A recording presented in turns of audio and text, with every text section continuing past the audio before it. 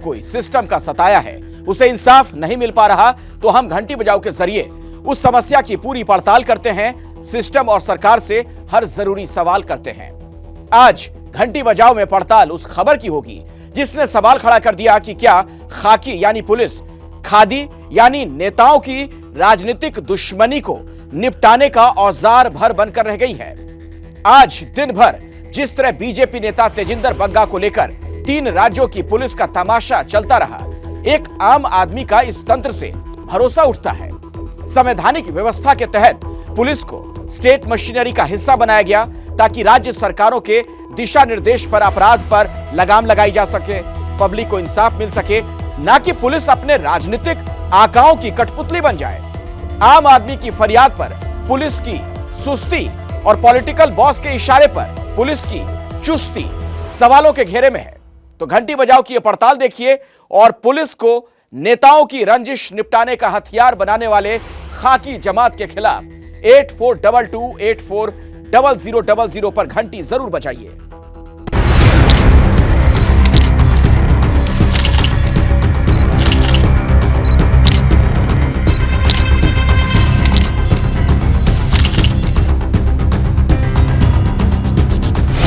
घसीट के ले गए, सर पे कपड़ा पकड़े नहीं लेने दिया। मैंने जब मोबाइल उठाया तो उसने मेरा मोबाइल छीन लिया, मेरे मुंह पे मारा।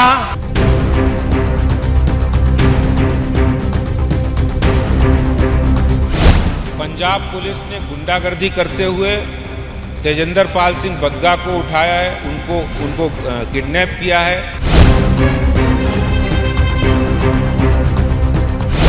या केजरीवाल को डर लग रहा है, सीधे से बात करें ना वो। ये ऐसे किडनैपिंग करा के पंजाब पुलिस उसके हाथ में आ गई तो क्या वो गुंडागर्दी करेगा?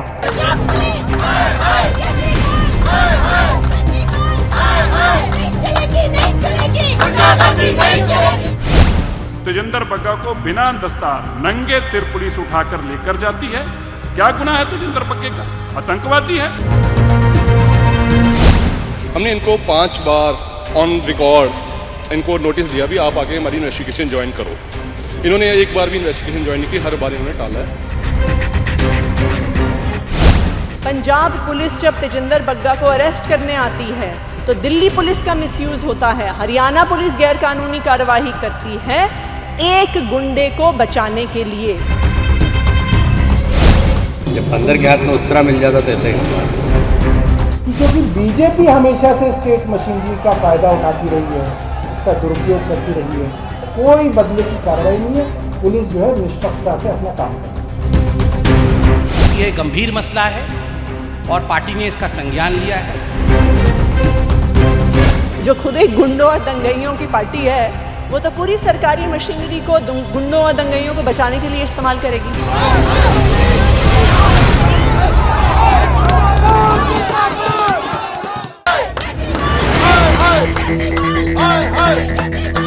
जिसकी लाठी उसकी भैंस, कुछ इसी तर्ज पर शुक्रवार की सुबह से शाम तक देश के 3 राज्यों की सरकारों ने अपनी अपनी लाठी का दम दिखाया।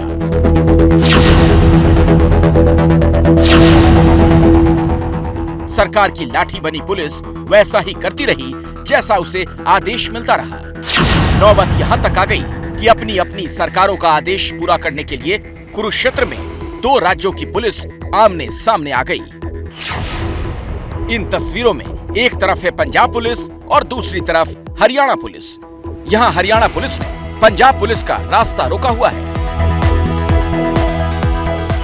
ये दूसरी तस्वीर दिल्ली के जनकपुरी थाने की है, जहां आरोप है कि दिल्ली पुलिस ने पंजाब पुलिस के डीएसपी को ही डिटेन कर लिया।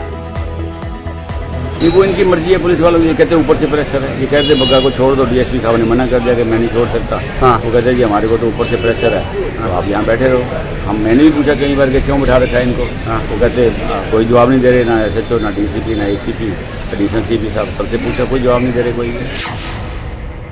तो अब सवाल है कि क्या पुलिस ऊपर के प्रेशर से चलेगी या कानून से? क्योंकि अगर ऊपर का प्रेशर यानी सरकार तय करेगी कि पुलिस को कब किसे गिरफ्तार करना है, कब किसे बचाना है, तो वही होगा जो आज दिन भर हुआ। खादी के फेर में फंसी खाकी के टकराव की इस कहानी को आगे बढ़ाएं, उससे पहले आप पुलिस के ऊपर के प्रेशर को समझ लीजिए। एक है पंजाब पुलिस, जो फिलहाल आम आदमी पार्टी की सरकार के अधीन है। दूसरी है हरियाणा पुलिस, जो बीजेपी की खट्टर सरकार के अधीन है।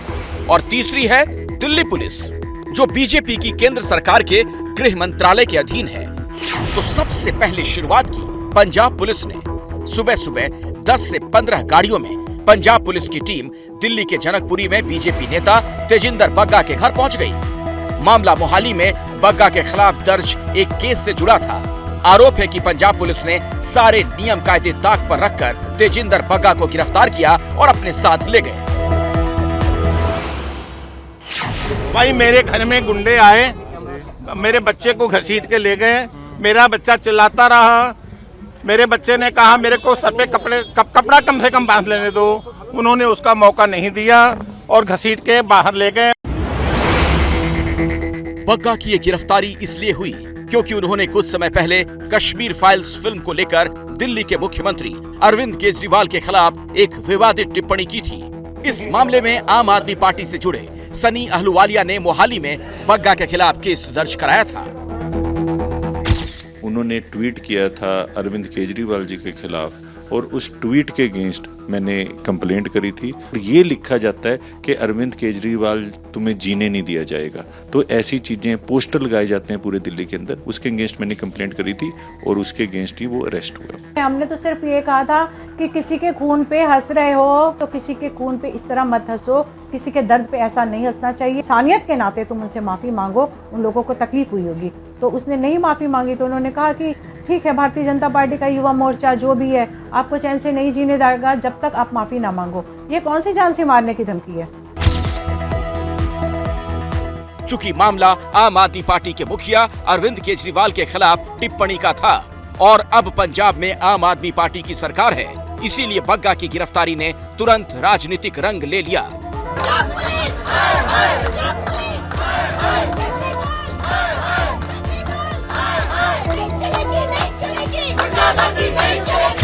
जिस तरह की ये तानाशाही, डिक्टेटरशिप और हिटलरशाही केजरीवाल ने दिखाई है कि जब उनके पास पंजाब पुलिस आई तो पंजाब पुलिस का दुरुपयोग यहाँ पर उन्होंने अपने फौज की तरह, अपने फोर्स की तरह किया है। बहुत ही गलत काम, तानाशाही जो रवैया केजरीवाल ने किया है, ये उनको बहुत महंगा पड़ेगा।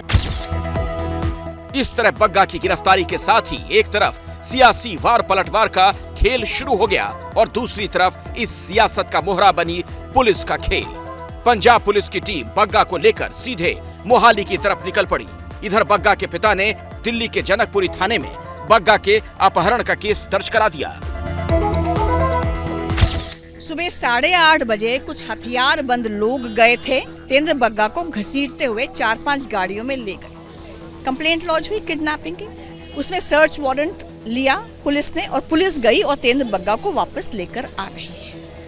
अब तेंद्र बग्गा वापस आ रहा है तो पिता कहते हैं ये फिर रात को आ जाएंगे, हमें पुलिस प्रोटेक्शन चाहिए। इस केस के साथ ही इस मामले में दिल्ली पुलिस की एंट्री हो गई। दिल्ली पुलिस को अदालत से सर्च वारंट मिल गया, जिसके आधार पर दिल्ली पुलिस ने हरियाणा पुलिस से संपर्क किया और तेजिंदर बग्गा को ले जा रही पंजाब पुलिस के काफिले को रोकने को कहा।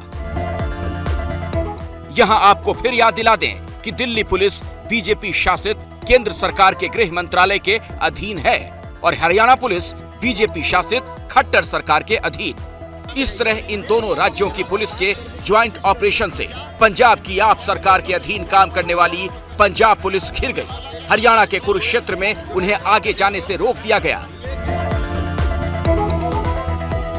और तब पंजाब पुलिस की गाड़ी में बैठे तेजिंदर बग्गा ने कुछ इस तरह विक्ट्री साइन बनाया, मानो वो पंजाब पुलिस को चुनौती दे रहे हों कि अब ले जाकर दिखाओ। काफी देर तक इस पेट्रोल पंप पर पंजाब पुलिस और हरियाणा पुलिस के बीच बातचीत चलती रही और पंजाब पुलिस अपने फैसले को सही ठहराती रही। हमने इनको 5 बार ऑन रिकॉर्ड इनको नोटिस दिया भी आप आके हमारी इन्वेस्टिगेशन ज्वाइन करो। इन्होंने एक बार भी इन्वेस्टिगेशन ज्वाइन नहीं की, हर बार इन्होंने टाला है। तो दिस टाइम हमने जो इन्होंने कोर्ट ने कहा था अरनेश कुमार जजमेंट है उन्हें फॉलो कीजिए और इनको नोटिस देके अगर नहीं आएंगे तो फिर आप कंपेल कर सकते हो। और आज हमने 5 नोटिस सर्व करवा दिए थे। आज हमने 6वीं बार उनको आगे अरेस्ट किया है लीगली। थाने में इंटीमेशन देने की कोशिश की थी, थाने ने इंटीमेशन नहीं ली, हमने फिर भी मैसेज एसएचओ को कर दिया। लेकिन पंजाब पुलिस के तर्क कहीं टिक नहीं पाए। दिल्ली पुलिस ने कहा कि तेजिंदर बग्गा की गिरफ्तारी नियमों के मुताबिक नहीं हुई। दिल्ली पुलिस को जानकारी दिए बिना पंजाब पुलिस ने उन्हें गिरफ्तार किया, यही आरोप बीजेपी ने भी लगाया। किस तरीके से बिना प्रोसीजर को फॉलो किए हुए, बिना जनकपुरी लोकल पुलिस थाने को इन्फॉर्म किए हुए, प्रोसीजरल फॉर्मेलिटीज बिना कंप्लीट किए हुए, जिस तरीके से सुबह 5 बजे 40-50 पुलिसकर्मी पंजाब पुलिस के उनके घर पे धमक जाते हैं, हाथापाई करते हैं, उसके बाद उनको उठा के फिर लोकल थाने में लेके जाया जाता है, ये बिल्कुल प्रोसीजर के खिलाफ है। देखिए, ये बिल्कुल साफ है कि भारतीय जनता पार्टी जो एक गुंडों की, लफंगों की, दंगइयों की पार्टी है, किसी भी हद तक गुंडों, लफंगों और दंगइयों को बचाने के लिए किसी भी हद तक जा सकती है। आज हम सुबह से जो प्रकरण देख रहे हैं कि भारतीय जनता पार्टी ने ऊपर से नीचे तक सरकारी तंत्र का मिसयूज करते हुए पंजाब पुलिस जब तेजिंदर बग्गा को अरेस्ट करने आती है तो दिल्ली पुलिस का मिसयूज होता है, हरियाणा पुलिस गैर कानूनी कार्रवाई करती है एक गुंडे को बचाने के लिए, एक दंगई को बचाने के लिए। सवाल यह है, सरकारी तंत्र यानी पुलिस का दुरुपयोग कौन नहीं कर रहा? बग्गा की गिरफ्तारी कर पंजाब की आप सरकार ने अपनी ताकत दिखाई, तो बग्गा को पंजाब पुलिस के शिकंजे से वापस छीनकर बीजेपी ने अपनी ताकत दिखा दी। कुरुक्षेत्र से ही तेजिंदर बग्गा की दिल्ली वापसी हो गई और पंजाब पुलिस देखती रह गई। तो तेजिंदर बग्गा के मामले में पंजाब पुलिस के ही खिलाफ किडनैपिंग का मामला दर्ज हो जाता है और दिल्ली पुलिस महज चंद घंटों में उन्हें पंजाब पुलिस के चंगुल से छुड़ा लाती है। लेकिन क्या आप जानते हैं, साल 2020 में दिल्ली में अपहरण के कुल 4062 मामले दर्ज होने पर सिर्फ 350 मामलों में ही पुलिस चार्जशीट तक दायर कर पाती है। पुलिस का अपने पॉलिटिकल बॉस का पपेट बन जाना कहीं से भी लोकतंत्र के लिए स्वस्थ संकेत नहीं है। ਕਾਨੂੰਨ ਆਪਣਾ ਕੰਮ ਕਰ ਰਿਹਾ, ਕਾਨੂੰਨ ਨੂੰ ਆਪਣਾ ਕੰਮ ਕਰਨਾ ਚਾਹੀਦਾਗਾ ਔਰ ਕਿਸੇ ਨੂੰ ਵੀ ਕਾਨੂੰਨ ਦੇ ਕੰਮ ਵਿੱਚ ਅੜਚਣ ਨਹੀਂ ਪਾਉਣ ਦੇਣੀ ਚਾਹੀਦੀ। डेमोक्रेटिक सेटअप को नुकसान पहुंचाने की ये कार्रवाई पॉलिटिकल शय के ऊपर, सरकार की शय के ऊपर पुलिस को करनी पड़ी होगी, ऐसा मानता हूं। उसमें से हरियाणा पुलिस अलर्ट हुई, हमारा काम हमने किया। सवाल है कि पुलिस का काम क्या है? क्या पुलिस नेताओं और राजनीतिक दलों के सियासी बदले सेटल करने के लिए या फिर जनता की सुरक्षा और अपराधों पर लगाम लगाने के लिए है? बग्गा की गिरफ्तारी के मामले में 3 राज्यों की पुलिस ने जिस मुस्तैदी से काम किया, अगर वही मुस्तैदी ये पुलिस अपने अपने राज्यों की कानून व्यवस्था सुधारने में दिखाती तो हालात कुछ बेहतर होते। नेशनल क्राइम रिकॉर्ड ब्यूरो के मुताबिक साल 2020 में पंजाब में आपराधिक घटनाओं के कुल 49,870 केस दर्ज किए गए। हरियाणा में 1,03,276 और दिल्ली में 2,49,192 केस दर्ज होने के बाद पुलिस का काम होता है केस को जल्द से जल्द हल करना। तो पंजाब में दर्ज 49,870 केस में से पुलिस करीब 70% मामलों में चार्जशीट दायर कर पाई। हरियाणा में आधे से भी कम यानी करीब 47% दर्ज केसों की चार्जशीट फाइल हुई और सबसे बुरी स्थिति दिल्ली की है, जहां सिर्फ 27% मामलों में चार्जशीट दायर हुई। लेकिन इन आंकड़ों की परवाह न पुलिस को है न सरकार को, क्योंकि सरकारी तंत्र भले ही जनता के टैक्स के पैसे से चलता हो, लेकिन परवाह उसे सिर्फ अपने हितों की होती है। इसीलिए राजनीतिक गिरफ्तारी को लेकर 3 राज्यों की पुलिस ने अपनी पूरी ताकत झोंक दी। तो पुलिस का जो ये राजनीतिक चरित्र देखने को मिल रहा है, वो सवालों के घेरे में है।